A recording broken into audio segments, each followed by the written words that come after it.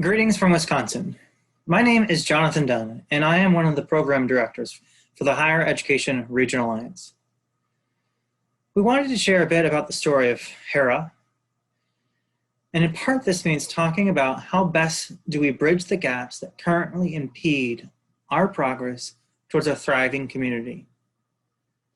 We wanted to start with a quick thinking exercise. We would like to ask all of you to recall how it felt during one of the following events in your own life: the transition into post-secondary, once there, navigating that system for your program of study, and or once done, finding your first step or job after college. Take a moment to consider those feelings and those transitions.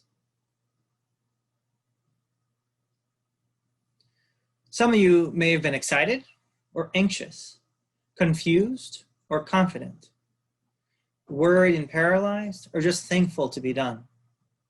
However, for too many of our students in our community and all across the country, they feel failure.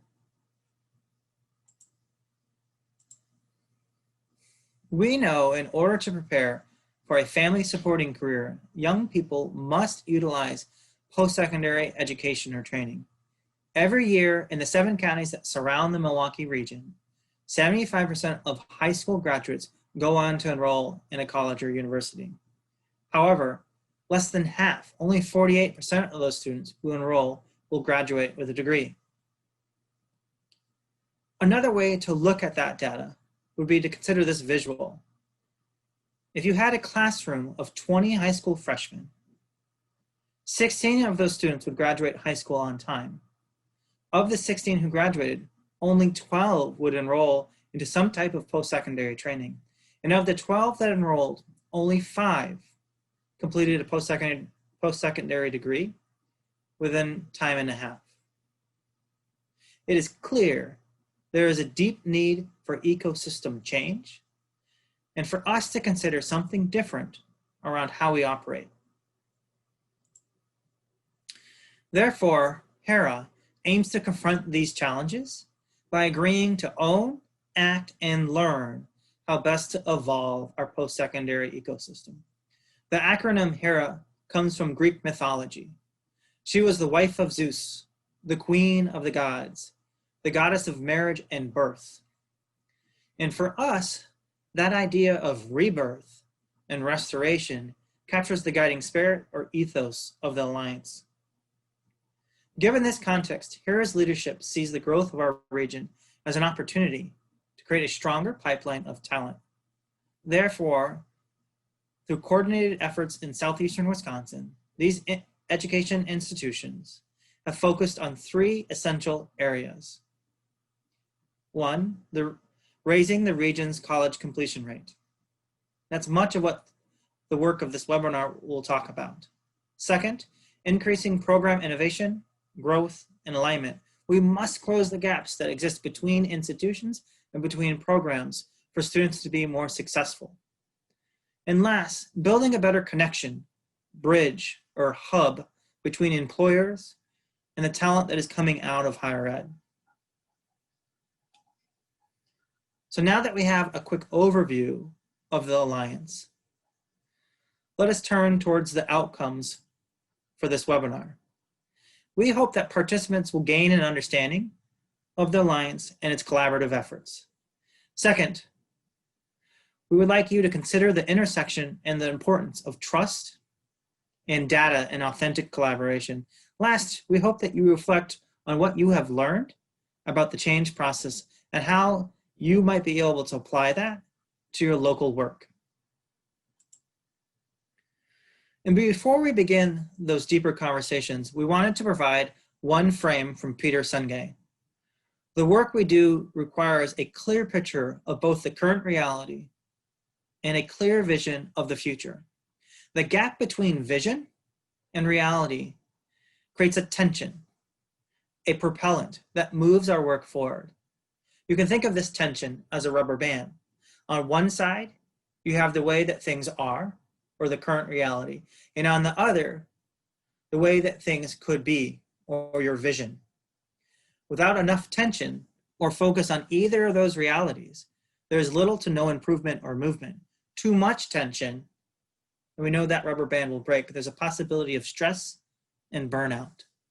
And so for the past 2.5 years, the Alliance has been attempting to navigate this tension in order to motivate our teams towards greater impact. This tension helps us to connect the authentic stories of our students to the current reality of a broken system. This tension helps us to center data as a means to create a sense of urgency. And last, this tension helps us to deepen trust, which is necessary for transformative ecosystem change. The most effective people, teams, and institutions and ecosystems are those who can hold their vision while remaining committed to seeing the current reality clearly. In part, this means confronting even the most unpleasant truths about our systems. And so with that frame, we'll transition to 2 conversations. One that will center on building trust and collaboration. The second will center on using data as a means for action and change. How might we amplify the data in a meaningful way in the work that we do? So we'd like to now focus on the idea of authentic or true collaboration.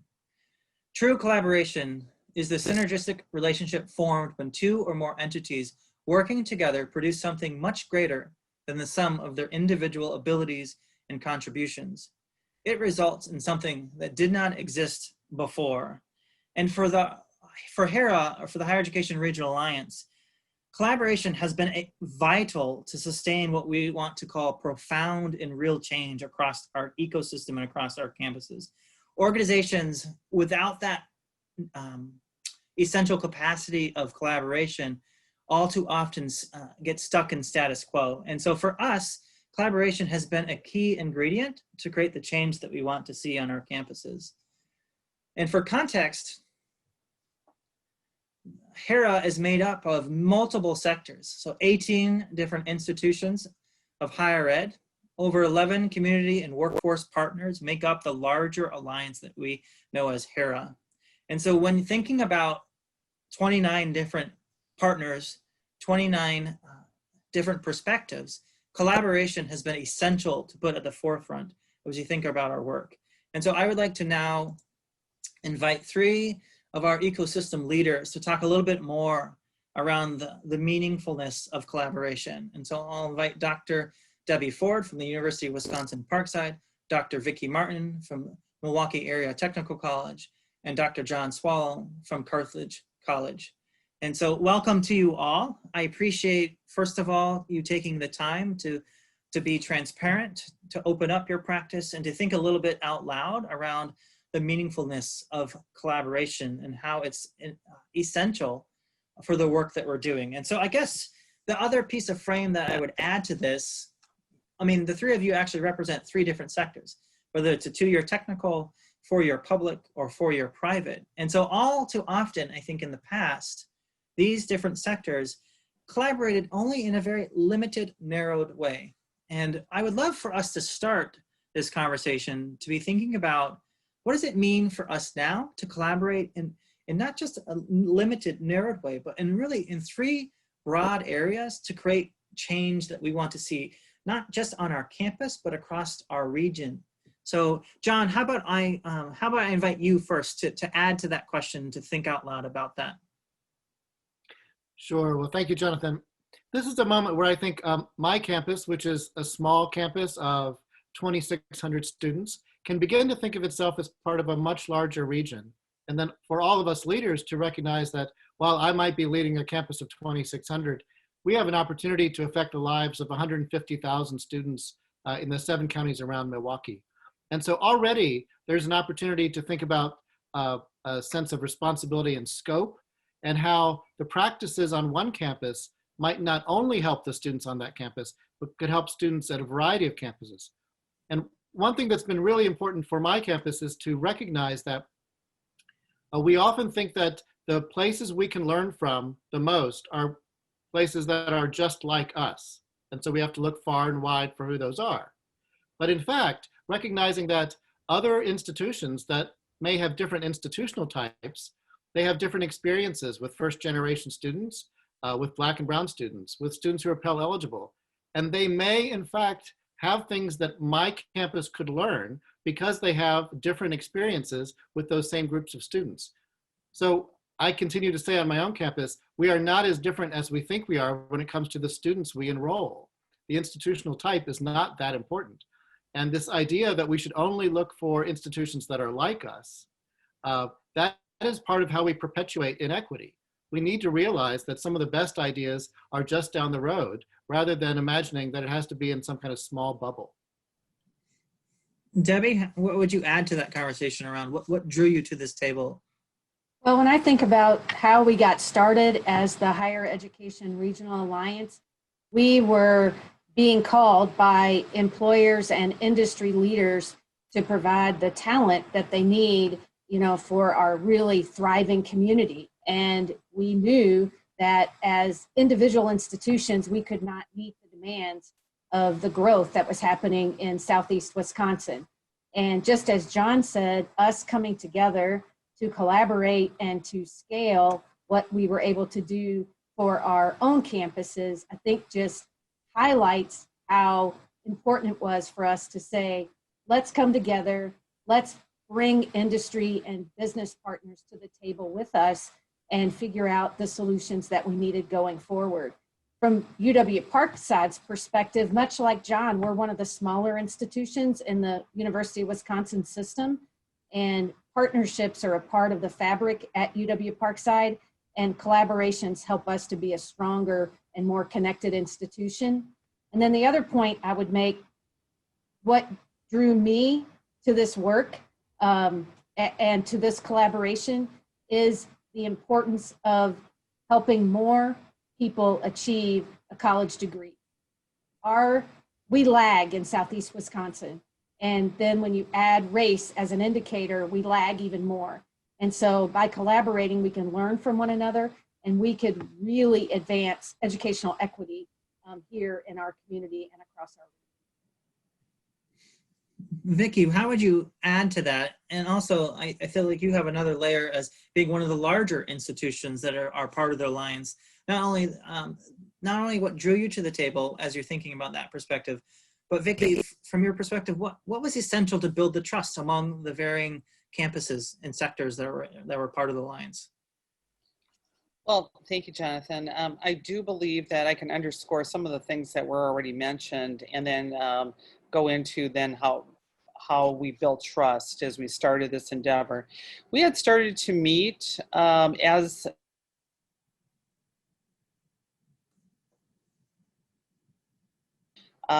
colleges and universities through. So in our region, we had already started meeting through a group called Milwaukee Succeeds. And I think through that organization, we began to realize that we could come together with a common vision around what we could do to really change the success rate of our students, especially our students of color in our region. And I think then when we had a big employer come and tell us that they wanted more students than we had in any one individual institution's pipeline, I think the urgency for us to get together and work together collaboratively was more important than ever, because we started to realize that if we worked together, we could actually supply the talent and the workforce that our employers so desperately needed. And so for us, it was really great to come together with all of our four-year partners, because as one of the largest two-year institutions in our state, we're part of the Wisconsin Technical College system. We realized that our students already were transferring with many of the partners that were already in the room. So we already had that relationship. But beyond that, we weren't really thinking about how collectively we could look at best practices and really think about equity in a very different way, especially with the 60-forward goal of our state to ensure that 60% of our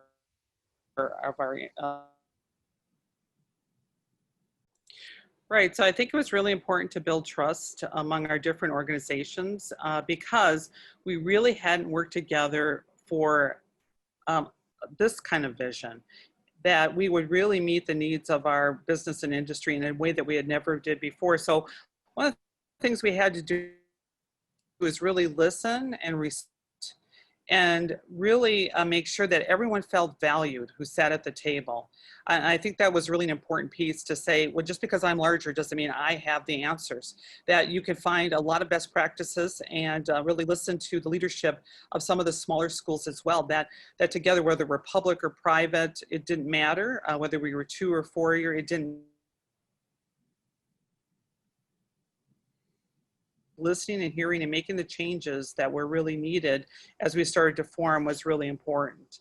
And then when you really think about what really needed to happen is to bring in then our community and business partners, that was an additional layer of complexity that we really had to make sure that we really brought in, like the Hispanic Collaborative, and that we worked with the GMMAC and the Milwaukee Urban League and higher expectations of Racine. I mean, when you bring in all these additional partners on top of us trying to build trust, it was really important that we really set the stage for good conversation, meaningful conversation, where we could have the conflict or at least the difference of ideas expressed openly with transparency, and that we address them directly, and that we've made sure that everyone had that chance to say what they needed to say or have conversations beforehand, and to make sure that our meetings were meaningful for the people who were there, and then bringing it back on our campus of really saying, here's what the value is of being part of this group,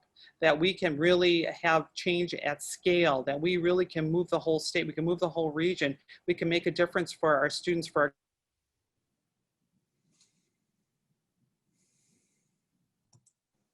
Debbie, what would you add to this idea of building trust? Well, we know that trust is one of the most essential ingredients to be able to bring change, to lead change, and to impact change. And as Vicki outlined some of the challenges and ways that we did that by listening, by respecting one another. But we also realize that we all have a shared vision around student success. And with that shared vision, we said, what can we do together that we can do better together that we're not doing today? And so one of the first things that we did after our forming stage is we had the opportunity to apply to be one of the regions for the Complete College America Metro Momentum Pathways Project. And that brought to us some things that we just couldn't do, I think, alone, or maybe in the time that we've been able to do it.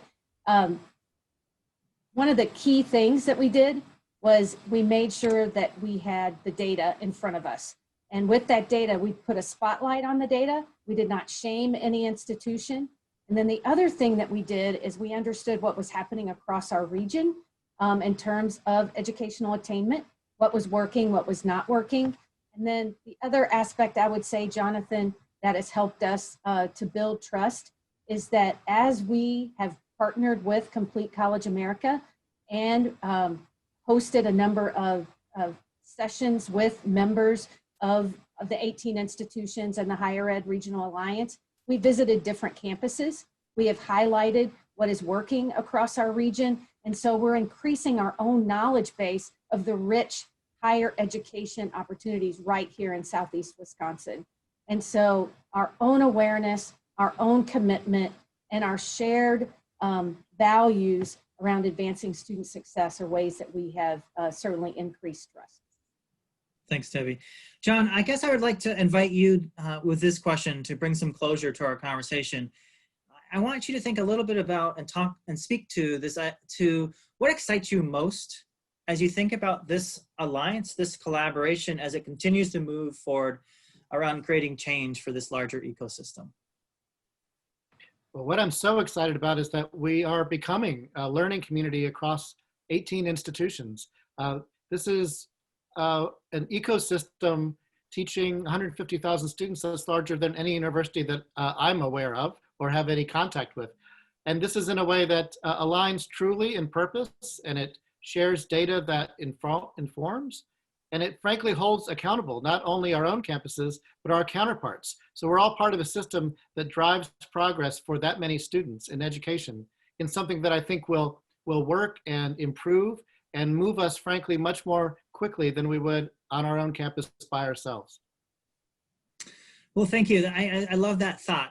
around, this larger ecosystem being almost a living organism, right? Of 150,000 students, all trying to push for greater efficiency, greater effectiveness, greater impact and change. And that is an exciting, not only is it an exciting dream, but it's becoming reality. And I think that's what excites, I think, all of us around this work as we continue to pursue the change. So I want to just say thank you. I thank you for your leadership and your willingness to give of your time, not just on your campus, but also to be thinking about this larger ecosystem and how that we are all interconnected and everyone's success matters. So thank you for your time. I appreciate it.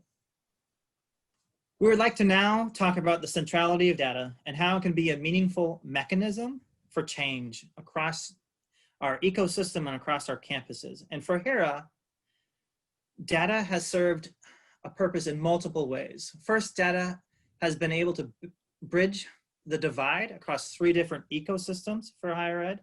Second, transparent data in particular, has been able to build trust, which has been essential for action. And lastly, disaggregated data has been able to help create a sense of urgency.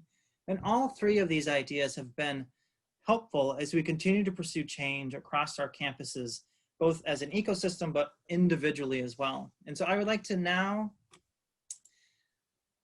invite 3 of my colleagues to participate in this conversation. First, Dr. Phyllis King from the University of Wisconsin-Milwaukee, Dr. John Thibodeau from Gateway Technical College, and Deanne Postel from the University of Wisconsin-Parkside. So first of all, I just wanted to say thank you for taking the time to engage in this conversation and to be thinking a little bit more about how we've been able to amplify data across our region and within our campuses to create the change that we want. And so Deanne, I thought I would start to ask a question with you, since you were in the beginning of thinking about creating this multi-layered dashboard across these 3 different ecosystems or sectors and within a higher ed, and thinking about how we both do that individually for campuses, but we also do that as a whole for the ecosystem. So if you can just speak a bit more about what was exciting about that, where were some of the pitfalls, what was some of the challenges that you had as you pursued to create those dashboards? So to be honest, it was a bit more challenging than I expected. I came to this from my own personal perspective around data in my individual institution. And as part of this process, I have realized that all of our campuses have different levels of IR support.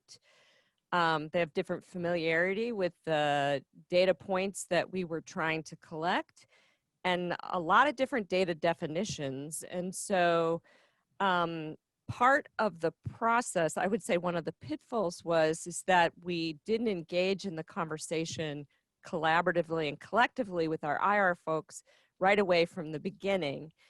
We sent a data template for folks to fill out and realized all of these things as they bubbled up through the conversation. And so that was one of the lessons learned, is to really think about how we engage IR folks in these kinds of conversations right away from the beginning, and think about them as partners in this process and in this work. That's helpful to think about. I also appreciate your perspective that depending on what campus you're at, there's a different level of resource that can be committed to that kind of effort. But no matter what campus you're at, it's still always important to focus and use data to create that action. So definitely, I guess I would turn it over to either Phyllis or John to be thinking about, as you started to work with the dashboards, or as you started to work with some of the data on your campus, how are those stories helpful? How is those perspectives helpful for reflection and creating action on your campus? So either John or Phyllis. I'll go with John. Okay, I wasn't sure who would go first. Well, Jonathan, I think, and something Deanne said kind of rang true with me, because one of the difficulties we discovered early on is that the University of Wisconsin system and the technical college system collect data very differently, because we have very different populations and different outcomes that we're looking for. And as 2-year colleges, there are just some things that aren't meaningful to us. So that really helped us understand a little better. But, I think one of the things that we found close to home is that this data has really helped us hone in on some equity gaps. And being able to disaggregate the data as effectively as the dashboards that Hera provided did really helped us put a spotlight on some issues that particularly our Black students are having with success at our institution. And that's been good because bringing in this large mass of data and having lots of partners in that data process has made it more authentic, and I think it make people sit up and kind of take notice. So I think that has created some action on our campus. Thanks, John. I think a strength of this program really has been the disaggregating the data. We sometimes measure higher ed, stating metrics as an average, right? Retention rates, graduation, across an entire student body, and it really doesn't tell us much until we really disaggregate the data by race, ethnicity, income, first gen, and it's when we disaggregate that data that we can really extract more meaning, and we can gain insights and into real specific issues, achievement gaps, and lo and behold, that's exactly what we found from this project. And this data then tells us a story where it can also create that sense of urgency that's needed, and it equips us with the evidence to show folks on our campus that we have some real hard truths to face here. So identifying those areas where we need to improve our practices and change our policies, our operations, is really what this initiative helped us to do. And so when we see those disparities, we can call them out and then we can act on them. So it really allowed us to focus more and become more aware of what specific issues we need to probe further on and how we need to address those. Yeah, I appreciate both of those perspectives. One of the things I wanted to get your insight, Phyllis, on as well was centered really around one of the things that we were intentional with the dashboard, whether it was the individual campus dashboard or the regional dashboard, was to have that regional benchmark. So for campuses to be able to see their particular data at a particular point in time, but also to see it in relation to the rest of the system, whether that's the public system, the private system, the two-year system, but to have those benchmarks, to have a sense of guide. How has that served your team or your points of reflection as you thought about taking action on campus? I think it was really informative. I mean, it was the first time we've ever seen that. And so, our region really contains this higher education ecosystem itself. So it represents multiple institutions, multiple locations. We all share resources, we share students, and it's to a larger scale of data. So we know that higher education contributes to the economy and upward mobility and health and vitality of the region. So what was really informative is, what is our role in this? How do we stand and being on par with the rest of the institutions, and what is our specific contribution? And so being able to benchmark that and see where we compare to others was really, really helpful. And if we're not on par, the other thing that was great about it is we have other institutions to ask, and we have opportunities for other institutions to play a part in it, but we can share information. So I think sharing our challenges and sharing our strategies and being able to network solutions really gives us a sense of community support for ourselves, and a learning community actually where we can understand what effective practices are, though. So we know when we want, we know that when we make our goals visible and our strategies visible, that we're held more accountable. So taking that regional approach can really accelerate the work and learning from each other. So I think there was a great advantage to looking at the region. And I'll say just on that end is that, our students are not our students. We have a healthy number of transfer students. And so we go between, our students go between institutions. So the better we can do and act as a region in a higher ed ecosystem, the better off we'll all be, and especially the students, because they will be able to fully transfer through our pathway among our partner institutions, really eliminate those transfer-related credit loss or reduce the time to degree. Yeah, we are all interconnected, right?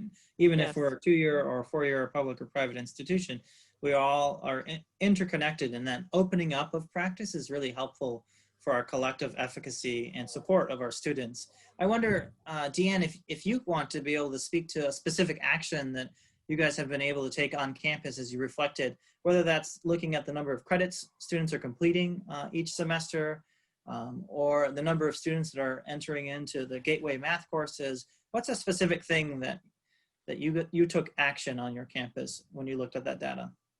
Well, so I can use the example of the 15 to Finish campaign and really looking at that data from a disaggregated perspective and really trying to close those gaps. And we have now started to monitor. To be honest, we didn't really think much about credit accrual and its contribution to completion, even though it makes sense. It's logical. We just hadn't spent much time around that. And so it really forced us to look at that and then look at what we might be doing institutionally that might be preventing students from accumulating those credits. Mm-hmm. And we've also been starting to look at it to, are they continuing the same patterns of enrollment over time? And so it's really been, I think, eye-opening for the campus to really look at that data and be able to see the progress we've been making through a very simple intervention, but also to see where we need to focus on moving forward. Yeah, thank you. I mean, that's a helpful example. I think I want to close with this thought, and I'll start with you, John, to see if you can add some light to it. I think data is often an opportunity to tell a particular story. And so when you think about the story that you want for your campus, how will you continue to use the data in a way to tell a different story, to tell a story where students can feel successful and ready to be able to leave your campus into whatever career that they choose? What kind of story are you hoping to continue to pursue as you create the change on your campus? Well, I hope, Jonathan, that's a great question. You know, one of the things that I hope we're going to be able to show is that we worked in some areas that were, you know, consequential, that the choices that we made. And one of the things that we did was push very hard to work at scale rather than doing small pilots and kind of nibble around the edges. And I think that's a direct result of having so much good data to work from. We weren't just following hunches. You know, we actually had some numbers to look at. And so, you know, we worked, you know, really hard in the area of math and English course completion, for example, across the whole college to get people, and then use the CCA co-requisite remediation strategy. And we really like where we are now in terms of students completing those courses. And, you know, we know that that's going to help them complete. And I hope that what we'll be able to tell is the story of that whole loop, to say we had great data, you know, we looked at it, we were in conversation with our colleagues, we found some strategies, we employed them, and then we saw the fruits of our labors, you know, and therefore we are continuing that plan, do, check, act cycle of always adjusting our efforts based on what the data is showing us. And I think that makes, that tells students and the community that we are a very responsible institution and that we're very deliberate in the interventions that we do with our students. Thanks, John. Phyllis, is there a particular story you hope that will come out of the action and data that you continue to pursue on your campus?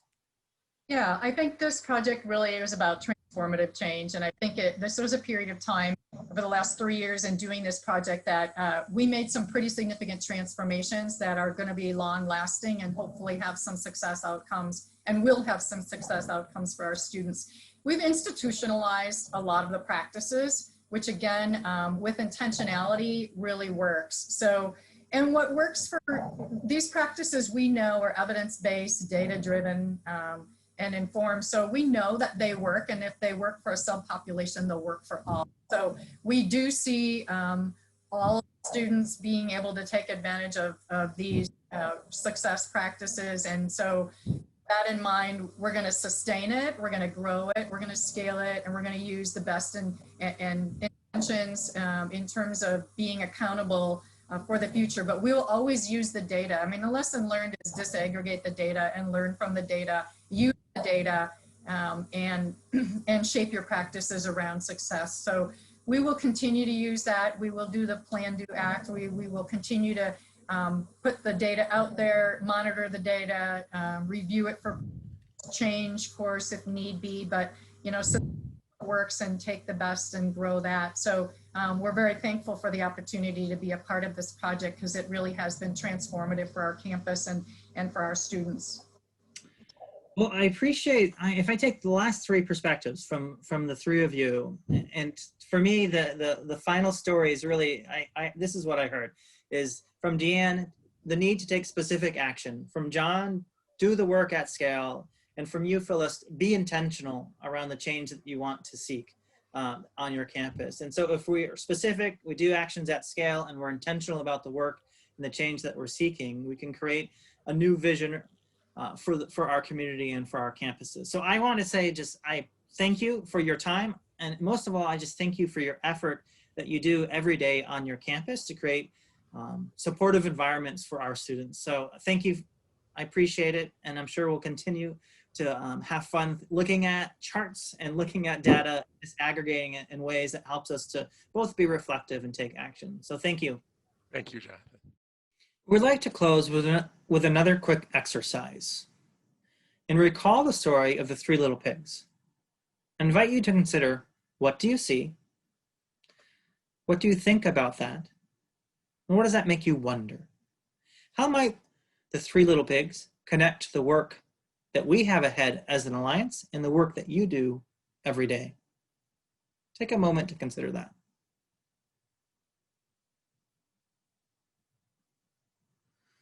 You might say that the three little pigs are working together. You might say they have an identified solution, and you might also say that they have identified their biggest problem. However, if we reframe that story, what they thought to be a solution was not a solution at all. And one of the large parts of our work is to help one another question the underlying assumptions, beliefs, and practices of our ecosystem.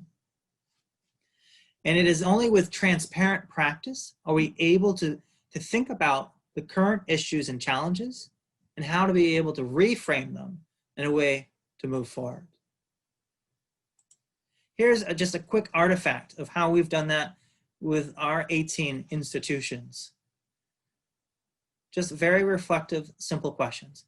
How are the ideas connected to what you already know? How might you extend this work in new and different ways? How is this challenging your current assumptions or beliefs or practices on your campus? For us, change takes time. It can be long and tedious. Change is a process, not a decision. Change is not one day in August, nor does it happen just at one event. It requires consistent effort over time. Change needs to be supported. Investing in individual and institutional practice is essential for long-term sustainable change. We thought we'd close with the following thought. The illiterate of the 21st century will not be those who cannot read and write, but those who cannot learn, unlearn, and relearn. Since May 2018, HERA has attempted to do just that, to create a path forward for our collective effort to own, act upon, and learn how best to evolve the ecosystem. And to borrow a visual from design thinking, at times from the outside, it feels like the start of this line, going in different directions with no clear patterns, insights to move us forward. However, as we continue to meet and as we continue to work, we're moving to the right with greater clarity, focus, and impact. The idea of this alliance is to benefit all who are involved, and more importantly, to support our students, employers, and our community. One of the fundamental tasks of this group is to see reality more deeply and to envision a future that leverages current and forthcoming resources and opportunities. As a collective, HERA must see that larger system, create and foster reflective and generative conversations, and shift from reactive problem solving to co-creating the future for the larger ecosystem. We're deeply thankful for the time that you gave to listen to a bit of our story. Please reach out with questions insights, suggestions, and encouragements. Thank you.